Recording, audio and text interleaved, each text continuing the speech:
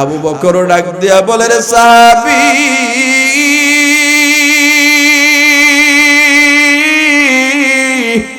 এর সাহাবী, তোর যত আঘাত লাগে মন চায়, আরে আমি আবু বকরকে কর, আমি আবু বকরকে আঘাত কইরা আরে আমার শরীরটারে টুকরা টুকরা বানায়া দে, আর তারপরও আমার নবীর গায়ে একটা আঘাত তুই করিস না। ওদিক দিয়া হযরত ওমর ডাক দিয়া বলে, রে সাহাবী, এর সাহাবী, তুই আমি ওমরকে দেখোস না? আরে তুই কি পাগল হইছো? আরে তোর যত আঘাত লাগে মন চায়, আরে আমি ওমরকে আঘাত কইরা, আরে আমি ওমরকে টুকরা টুকরা কইরা, আরে আমি ওমরকে রক্তাক্ত করে ফেল, তারপর সাবধান আমার নবীর গায়ে আঘাত করিস না। আমার নবী তোর তরবারির আঘাত সহ্য করতে পারে না। হযরত বেলাল পাগলের মতো হয়ে গেছে। হযরত বেলাল একবার এদিকে দৌড়ায় ওদিকে দৌড়ায়। বেলাল ডাক দিয়া বলে, রে সাহাবী, এরে সাহাবী, আমি বেলালকে কি তুই দেখোস না? আমার নবীর গায়ে আঘাত করিস না, আমার নবী তোর তরবারির আঘাত সহ্য করতে পারবে না, কারণ আমার নবী অসুস্থ হয়ে গেছে। আমার নবী অসুস্থের কারণে খাইতেও পারে না, দাঁড়াইতেও পারে না। এরে সাহাবী, না না, আমার নবীর আঘাত করিস না। ওদিক দিয়া হাসান হুসাইন ডাক দিয়া বলে, রে সাহাবী, তোমার যত আঘাত লাগে মন চায় আমাদের দুই ভাইয়ের শরীরের মধ্যে করো, তারপরও আমার নানা ভাইয়ের শরীরের মধ্যে আঘাত করিও না। এরে সাহাবী, আমার নানা অসুস্থ, একটা বার তাকায় দেখো না, আমার নানা তোমার তরবারির আঘাত সহ্য করতে পারবে না। ওদিক দিয়ে আল্লাহর নবী ডাক দিয়া বলে, সাহাবী, বদলা লয়া লও, বদলা লয়া লও। ওই সাহাবী তরবারিটা দিয়ে আল্লাহর নবীর পিছন দিকে গিয়া দাঁড়াইছে। আল্লাহর যদি একটা সেজদা দিতে পারি আর যদি তওবা করতে পারে, আল্লাহ তাআলা বলেন, ইয়া আইয়ুহাল্লাযীনা আমানু তুবু ইলাল্লাহি তাওবাতান নাসুহা। আল্লাহ তাআলা জানায় দেয়, নবী আমার, আপনার উম্মতগুলো ওই গভীর রজনীতে ঘুম থেকে উঠিয়া যদি আমি আল্লাহর সেজদা দিয়া আমি আল্লাহর কাছে খালেস নিয়তে একনিষ্ঠ তওবা করতে পারে, ওগো নবী আমি আপনার কাছে জানায় দিলাম, মেসেজ দিয়া দিলাম, ওগো নবী আপনি আপনার উম্মতদেরকে জানায় দেন, আপনার উম্মতের চোখের পানিগুলা নাকের ডগায় আসার আগে আমি আল্লাহ আপনার উম্মতদেরকে চিরতরে মাফ করে দিব।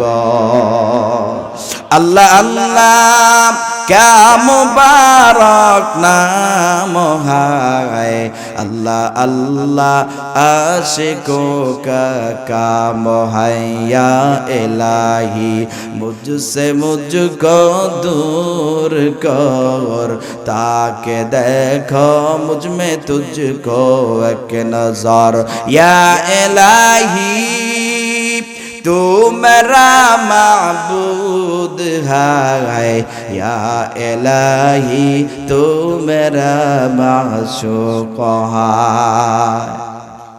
এই জন্য আমার ভাইরা, এর যুবক ভাই, এ বৃদ্ধ বাবা, পর্দার অন্তরালের মা, আমি আপনাদেরকে বুঝাইতে চেয়েছিলাম আল্লাহ তাআলা আপনাকে আমাকে দুনিয়ার জমিনে পাঠাইছে একমাত্র আল্লাহর ইবাদত বন্দেগী করার জন্য। ওই ইবাদত বন্দেগী করতে হলে আমার নবীর অনুসরণ করতে হবে, নবীর অনুসরণ করতে হলে নবীর ভালোবাসতে হবে। এরে মুমিন মুসলমান ইমানদারেরা, আমি বলতেছিলাম আপনার আমার প্রতি, উম্মতের প্রতি নবীর কি পরিমাণ মহব্বত, আরে কি পরিমাণ ভালোবাসা। এই জন্যই তো আল্লাহ তাআলা জানায় দেয়, ওরে বান্দা, ইন কুনতুম তুহিব্বুনাল্লাহ, আল্লাহ বলেন যদি আমি আল্লাহকে পেতে চাও, ভালোবাসতে চাও, আমি আল্লাহর জান্নাতে যদি যেতে চাও, আল্লাহ তাআলা জানায় দেয় আমার বন্ধুরে ভালোবাসো, আরে আমার বন্ধুর অনুসরণ তোমরা করো, আমার বন্ধুর অনুকরণ করো। অথচ আমরা মুসলমান আজকে আমার আপনার নবীর অনুসরণ করতে পারি না। আজকে আমরা যুবক ভাইরা দেখা যায় খেলোয়াড়দেরকে অনুসরণ করে। ওরে বান্দা, নায়ক নায়ক নায়িকাদেরকে অনুসরণ করে। এরে যুবক ভাইয়েরা, আল্লাহ তাআলা তো বলেছেন লাকাদ কানা লাকুম ফি রাসূলিল্লাহি উসওয়াতুন হাসানা। আল্লাহ তাআলা জানায় দেয়, ওরে বান্দা, আরে এমন একজন নবীর উম্মত বানায় দুনিয়ার জমিনে পাঠাইলাম যেই নবীর মধ্যে রয়েছে সর্বোত্তম আদর্শ, সর্বশ্রেষ্ঠ আদর্শ। অথচ আমরা সেই সর্বোত্তম আদর্শ বাদ দিয়া, সেই সর্বশ্রেষ্ঠ আদর্শ বাদ দিয়ে আজকে আমরা কার পিছনে দৌড়াই? আরে কেনই আমরা নায়ক নায়িকাদেরকে অনুসরণ করি? এই জন্য আল্লাহ বলে, বান্দা, ওই নায়ক আর নায়িকাদেরকে যদি তোমরা অনুসরণ করো, কিয়ামতের ময়দানে তাদের সাথে তোমার হাসর হবে, তাদের সাথে জাহান্নামে যাইবা। আর যদি আল্লাহর নবীরে ভালোবাসতে পারে তাহলে নবীর সাথে জান্নাতে যাইবেন, নবীর সাথে হাসর হবে। এই জন্য নবীরে ভালোবাসার, নবীর অনুসরণ করার দরকার আছে নাকি নাই? আর জোরে বলতে হবে, আছে না নাই? আরে আপনার আমার নবীর আদর্শ তো এত দামি আদর্শ, এমনি তো আমার আল্লাহ বলে নাই, আরে বান্দা শ্রেষ্ঠ নবীর উম্মত বানায়া পাঠাইলাম, এমন একজন নবী পাঠাইলাম যেই নবীর মধ্যে রয়েছে সর্বোত্তম সর্বশ্রেষ্ঠ আদর্শ। এমনি তো আল্লাহ তাআলা আয়াত নাজিল করে বলেন না, এরে বান্দা, আপনার আমার নবীর আদর্শটা কেমন সুন্দর, একটু শুনে নেন। এরে মুমিন মুসলমান ইমানদারেরা, আরে কাকে আপনি আইডল মানবেন, কার অনুসরণ আপনি করবেন, শুনে নেন, শুনে নেন। আল্লাহর নবীর আদর্শটা কেমন ছিল, কেমন ছিল? আল্লাহর নবী একদিন জ্বরে আক্রান্ত হয়ে অসুস্থ হয়ে গেছে। আমার নবী হাঁটতেও পারে না, চলতেও পারে না, এমন একটা অবস্থা। এই সময় নবী আমার ওনার চাচাতো ভাই ফজল ইবনে আব্বাসকে বলে, ফজল, এরে ফজল, তুমি আমার এখান থেকে নিয়ে যাও, আমি অসুস্থ হয়ে গেলাম, আমি হাঁটতেও পারি না, চলতেও পারি না। এরে ফজল, তুমি আমার এখান থেকে মদিনায় নিয়ে যাও। আল্লাহর নবীর সাহাবী ফজল ইবনে আব্বাস রিওয়ায়াত করে, আল্লাহর নবী যখন অসুস্থ হয়ে গেছে, আল্লাহর নবীকে নিয়ে মদিনায় রওনা হয়ে গেছে। ওই মদিনার জমিনে যাওয়ার পর আল্লাহর নবীকে নিয়ে মসজিদে নববীর মধ্যে বসাইছে। আল্লাহর নবী এবার ডাক দিয়ে বলে, রে ফজল, এরে ফজল, তুমি মদিনার মানুষের সামনে চলে যাও, আরে মদিনার মানুষদেরকে জানায় দাও, মদিনার যত মানুষ আছে মদিনার সমস্ত মানুষের কাছে এলানটা ছড়ায় দাও, মদিনার সমস্ত মানুষের সামনে গিয়ে ঘোষণাটা দিয়ে দাও, আমি মদিনার সমস্ত মানুষদেরকে মসজিদে নববীর মধ্যে আসার জন্য আহ্বান করলাম। ফজল ইবনে আব্বাস রিওয়ায়াত করে, এরে বান্দা শুনে নেন, মনোযোগ দিয়ে শুনবেন, আল্লাহর নবীর আদর্শটা কত সুন্দর। ফজল ইবনে আব্বাস রিওয়ায়াত করে, আল্লাহর নবী যখন জানায়া দিছে, আল্লাহর নবীর কথা যখন সারা মদিনায় ছড়ায়া দিলাম, ডাক দিয়া বলি, ও মদিনার লোকেরা, তোমাদের সবাইকে আল্লাহর নবী মসজিদে নববীর মধ্যে যাওয়ার জন্য বলেছে। এই কথা যখন আমি তাদেরকে জানায়া দিলাম, মদিনার সব মানুষ আইসা আল্লাহর নবীর সামনে দাঁড়ায় গেছে। এবার নবী আমার সুন্দর করে দাঁড়ায় খুতবা দিলেন, ডাক দিয়া বলেন, ওরে মদিনার লোকেরা শুনে নাও, শুনে নাও, আমি নবী অসুস্থ হয়ে গেলাম, আরে আমি নবী অসুস্থ, আর মনে হয় দুনিয়ার জমিনে থাকবো না, তবে তোমাদের সাথে আমার কথা হলো, এই মদিনার জমিনে আমি তোমাদের সাথে বসবাস করেছিলাম, এই বসবাস করা অবস্থায় এমন তো হতে পারে যে তোমাদের কারো কাছ থেকে আমি টাকা পয়সা নিয়েছিলাম, যদি তোমরা কেউ আমার কাছে কোনো টাকা পয়সা পাও না তাকে বলো, আমি তোমাদের ঋণ শোধ করে আল্লাহর আদালতে দাঁড়াতে চাই। এরে বান্দা শুনে নেন, শুনে নেন, যেই নবীর জীবনের শুরুতে গুনাহ নাই, শেষও গুনাহ নাই, ওই নবী কারো এক টাকা নিয়ে আল্লাহর আদালতে দাঁড়াইবি, আর সেই সাহসটুকু পায় নাই।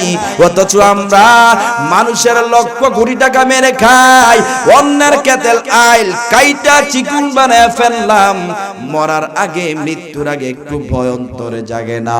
অথচ নবী আমার সাহাবায়ে কেরামদেরকে ডাক দিয়া বলে, সাহাবীরা শুনে নাও, শুনে নাও, আমি নবী মনে হয় দুনিয়া থেকে বিদায় হয়ে যাব, যদি আমার কাছে কেউ কোনো টাকা পয়সা পাওনা থাকো বলো, আমি তোমাদের ঋণটা পরিশোধ করে আল্লাহর আদালতে দাঁড়াতে চাই। নবী আমার বারবার এলান করে, কেউ দাঁড়ায় না। বারবার ঘোষণা করার পরে একজন সাহাবী দাঁড়ায় গেছে। ওই সাহাবী ডাক দিয়ে বলে, পয়গম্বর, ও নবী আমার, আমি আপনার কাছে 3 দিরহাম পাইতাম। আমার নবী ডাক দিয়া বলে, রে সাহাবী, এ সাহাবী শুনে নাও, শুনে নাও, কেমন করে তুমি আমার কাছ থেকে 3 দিরহাম পাইতা, একটা বার যদি তুমি আমাকে জানায় দিতা। ওই সাহাবী ডাক দিয়া বলে, পয়গম্বর, একটা ভিক্ষুক মহিলা আপনার কাছে একবার আসছিল, কোনো টাকা পয়সা ছিল না, আপনি আমার কাছ থেকে 3 দিরহাম ধার নিয়ে ওই মহিলাটাকে দিয়েছিলেন। এরে মুমিন মুসলমান ইমানদারেরা, এই কথা শোনার পরে আল্লাহর নবী ওনার চাচাতো ভাই ফজল ইবনে আব্বাসকে বলে, ফজল, আমার মাল থেকে তাকে 3 দিরহাম পরিমাণ দিয়া দাও। ওই সাহাবীকে 3 দিরহাম দিয়ে দেওয়া হলো। এবার আপনার আমার নবী, মায়ার নবী, রাহমাতাল লিল আলামিন,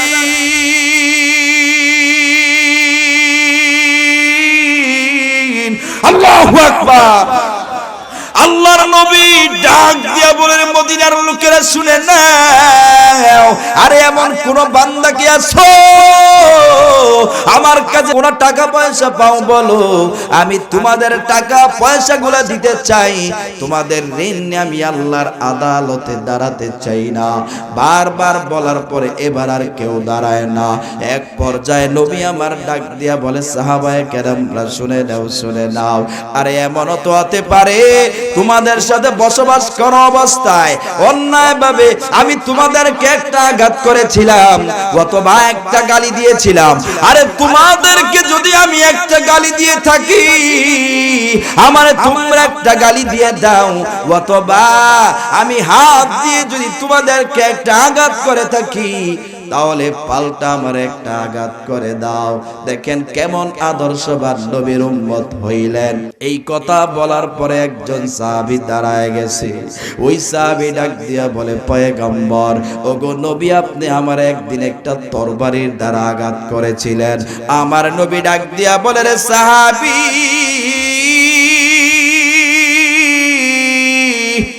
এর সাহাবী, তোমার আমি কিভাবে তরবারি দিয়ে আঘাত করেছিলাম, একটা বার কি তুমি আমারে শোনায়া দিবা?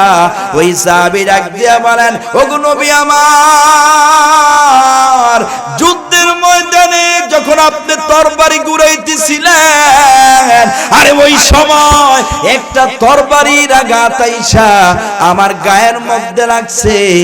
আল্লাহর নবী সাথে সাথে ফজল ইবনে আব্বাসকে বলে, ফজল, যা যা তাড়াতাড়ি ফাতেমার বাড়িতে চলে যা। আর ফাতেমার বাড়িতে যাইয়া, আরে আমি নবীর তরবারিটা তাড়াতাড়ি নিয়ে আয়। ফজল ইবনে আব্বাস রিওয়ায়াত করে, আল্লাহর নবীর অনুমতি পাইয়া ফজল ইবনে আব্বাস নবীর মেয়ে ফাতেমার বাড়িতে চলে গেছে। ফাতেমার বাড়ি থেকে তরবারিটা আইসা নবীর সামনে দেয়। আল্লাহর নবী ওই সাহাবীর হাতের মধ্যে তরবারিটা দিয়া দেয়, আর ডাক দিয়া বলে, রে সাহাবী,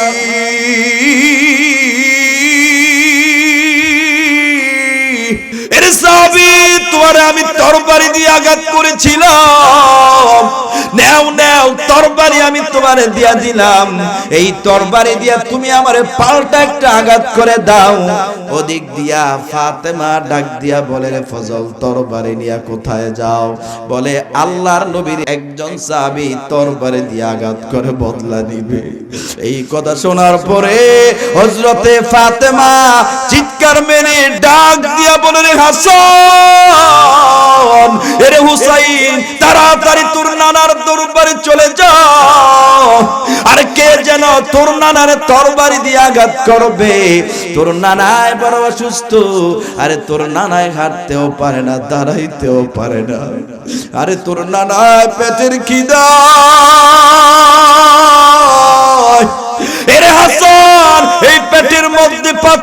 বলছে আর কে যেন তোর নানার তরবারি দিয়ে আঘাত করবে। ওরে হাসান না না, ওরে হুসাইন তাড়াতাড়ি তোর নানার তরবারি চলে যা, যত আঘাত আছে তোদের দুই ভাইয়ের শরীরের মধ্যেও নিবি, তারপরেও তোর নানার শরীরের মধ্যে যদি কেউ আঘাত করতে না পারে। হাসান হুসাইন দৌড়ায় আল্লাহর নবীর সামনে চলে আসে, আর ওই সাহাবী তরবারি নিয়ে আল্লাহর নবীর পিছন দিকে গিয়া দাঁড়াইছে। আল্লাহর নবীর তরবারি দিয়ে আঘাত করবি। আরে এই দৃশ্য দেখার পরে সাহাবায়ে কেরামরা কান্দি, আরে সাহাবায়ে কেরামরা পাগলের মতো হয়ে গেছে। আল্লাহর নবীরে আমাদের সামনে তরবারি দিয়ে আঘাত করবে। আল্লাহর নবী অসুস্থ মানুষ, হযরত আবু বকর কান্দে, ওসমান আলী কান্দে, বেলাল কান্দে। আবু বকর ডাক দিয়া বলে, রে সাহাবী,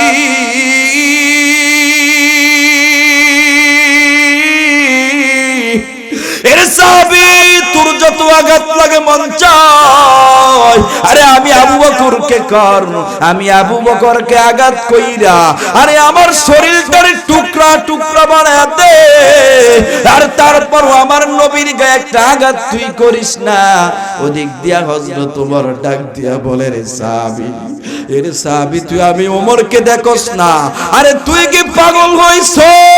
আরে তোর যত আঘাত লাগে মন চায়, আরে আমি ওমরকে আঘাত কইরা, আরে আমি ওমরকে টুকরা টুকরা কইরা, আরে আমি ওমরকে রক্তাক্ত করে ফেল, তারপর সাবধান আমার নবীর গায়ে আঘাত করিস না।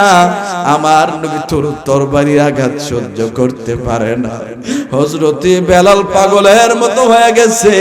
হযরত বেলাল একবার এদিকে দৌড়ায় ওদিকে দৌড়ায়। বেলাল ডাক দিয়া বলে, রে সাহাবী, এর সাহাবী, আমি বেলালকে কি তুই দেখোস না? আমার নবীর গায়ে আঘাত করিস না। আমার নবী তোর তরবারির আঘাত সহ্য করতে পারবে না, কারণ আমার নবী অসুস্থ হয়ে গেছে। আমার নবী অসুস্থের কারণে খাইতেও পারে না, দাঁড়াইতেও পারে না। এর সাহাবী, না না, আমার নবীর আঘাত করিস না। ওদিক দিয়া হাসান হুসাইন ডাক দিয়া বলে, রে সাহাবী, তোমার যত আঘাত লাগে মন চায় আমাদের দুই ভাইয়ের শরীরের মধ্যে করো, তারপরও আমার নানা ভাইয়ের শরীরের মধ্যে আঘাত করিও না। এর সাহাবী, আমার নানা অসুস্থ, একটা বার তাকায় দেখো না, আমার নানা তোমার তরবারির আঘাত সহ্য করতে পারবে না। ওদিক দিয়ে আল্লাহর নবী ডাক দিয়া বলে, সাহাবী বদলা লয়া লও, বদলা লয়া লও। ওই সাহাবী তরবারিটা দিয়ে আল্লাহর নবীর পিছন দিকে গিয়া দাঁড়াইছে। এবার ওই সাহাবী ডাক দিয়া বলেন, নবী, ওগো নবীজি, আপনি যখন আমার তরবারি দিয়ে আঘাত করেছিলেন ওই সময় আমার গায়ের মধ্যে কোনো কাপড় ছিল না। এই কথা বলার পরে নবী আমার নিজের জামাটা উপর দিকে উঠে দিছে। নবী আমার ডাক দিয়া বলে, রে সাহাবী, এর সাহাবী, জামা উপর দিকে উঠে দিলাম, আর নে পুরা শরীরটা খালি করে দিলাম। এবার নে তুই তরবারি দিয়ে আঘাত করে তোর বদলাটা তুই লয়া ল। তারপরে তোর এই আঘাত নিয়ে আমি আমার আল্লাহর আদালতে দাঁড়াতে চাই না। ওই সাহাবী নবীর পিছন দিকে দাঁড়াইছে। ওই সাহাবী ও চোখের পানি ফালায় ফালায় কান্দে। নবীর পিছনে দাঁড়াইয়া তরবারিটা জমিনের মধ্যে রাখছে। আল্লাহু আকবার। ওই সাহাবীও কান্দে, তরবারিটা জমিনের মধ্যে রাখছি। আরে তরবারিটা জমিনের মধ্যে রাইখা পিছন দিক দিয়া আল্লাহর নবীরে জড়ায়া ধরছে। আর নবীর পিঠের মধ্যে একটা মোহরে নবুয়ত ছিল। ওই মোহরে নবুয়তের মধ্যে চুমা খায় আর ডাক দিয়া বলে, নবী, আমি আপনার তরবারি দিয়া কেমনে আঘাত করব? আরে আমি আপনার আঘাত করব এইটা আমার মনের মধ্যে ছিল না। আর ইসলাম ধর্ম গ্রহণ করার পর আমি চিন্তা করলাম নেক আমল দিয়া কেমনে আমি আমার আল্লাহর জান্নাতে যাব। একটাবার যদি আল্লাহর নবীর খালি শরীরের মধ্যে আমার শরীরটা আমি লাগাইতে পারতাম, তাহলে আমার বিশ্বাস ছিল জাহান্নামের আগুন আমার শরীরের মধ্যে লাগার মতো সাহস ছিল না। কারণ যেই শরীরের মধ্যে আল্লাহর নবীর শরীরের টাচ লাগবে, জাহান্নামের আগুনে তো পরিমাণ স্পর্ধা হয় না, আর সেই শরীরকে জ্বালায় দিবে।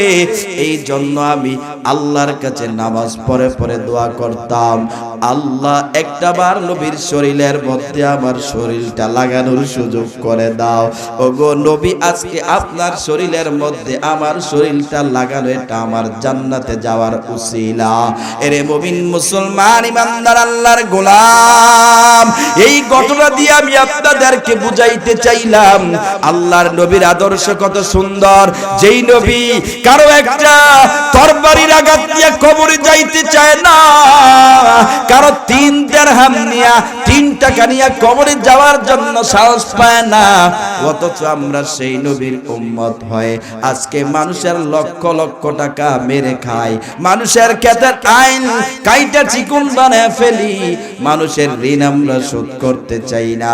তাহলে দেখেন না কেমন নবীর আদর্শবান উম্মত আমরা, সেই নবীর আজকে আমরা ভালোবাসতে জানি না। এমন আদর্শবান নবী পাওয়ার পরেও যদি সেই নবীর অন্তর দিয়ে ভালোবাসতে না পারি, কলিজা দিয়ে ভালোবাসতে না পারি, আমাদের মতো কপাল খারাপ বলা মানুষ পৃথিবীর জমিনে আর কেউ নাই, বলেন ঠিক কিনা? এই জন্য নবীরে ভালোবাসার দরকার আছে না নাই? নবীর প্রেমে পাগল হয়ে মদিনায় যাওয়ার দরকার আছে না নাই? নবীর রওজার সামনে দাঁড়াইয়া আল্লাহর নবীর সালাম দেওয়ার দরকার আছে না নাই? আরো জোরে বলতে হবে, আছে না নাই? মনে বড় আশা ছিল যাব মদিনায়, সকলেই মনে বড়